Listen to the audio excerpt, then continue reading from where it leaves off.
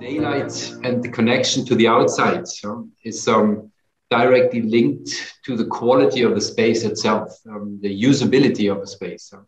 In terms of a multifunctional building, for example, an office building, it defines if a certain area of a ground floor, independent which ground floor it is usable as a fixed working place, or it is not usable, because you need a good condition. Daylight, you have to be provided at your table with daylight and a connection, a visual connection for a better orientation for yourself to the outside, that you always know where you are when you are inside the building. The very first brief for designing the multifunctional working space building for Roche in Grenzach was a very small list, handwritten list by the facility manager, where he was writing just the requirements for new rooms, conference rooms, on the campus in Grenzach, which included up to 16 small conference rooms for 4 to 10 people, and then one big void for events for a maximum occupation of 600 people. We were lucky that beyond this requirement, we found a client that was consisting of a group of clients, of different users, let's say, and they all kind of shared the vision for a new flexible typology of office building.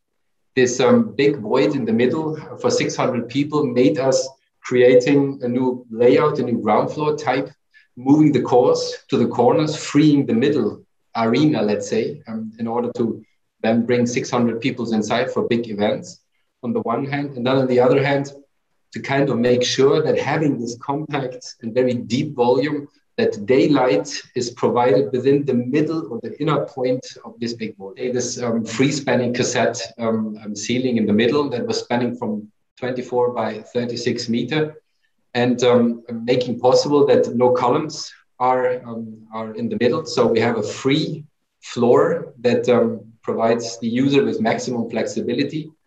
But on the other hand, having this deep floor, we had to deal with the lack of daylight if it's very deep. And on the other hand, a bit the problem that we have the energetic transmission on the one hand, and then the daylight that you want to have inside. Roche has an own guideline for sustainability, which does not allow normally to provide the buildings with big glasses in order to minimize energetic transmission to the inside. But in our building, being so compact and big, we kind of proved that the energetic needs are so low that we could open again the windows and proportion them in a very generous and beautiful way. So we were able to deliver a lot of daylight to the inner part.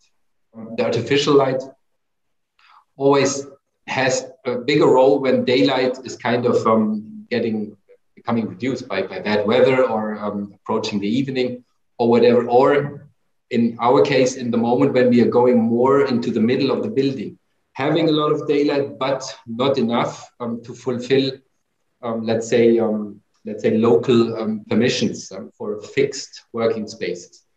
You have to calculate a kind of quotient for daylight, which allows us then to place 7 meters max from the facade, working places where you can work the whole day. And then in the inner part, you can only place then flexible working places for temporary use.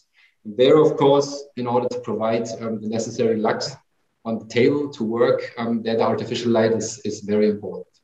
Our cassette ceiling as a hyper flexible structure, not only opening the floors for maximum flexibility, it provides all floors with a technical installation that allows that we have always this 500 lux of light that you need on your working desk on every floor. So you could choose between daylight situation or the artificial light situation, but you will always provide it with enough light in order to work.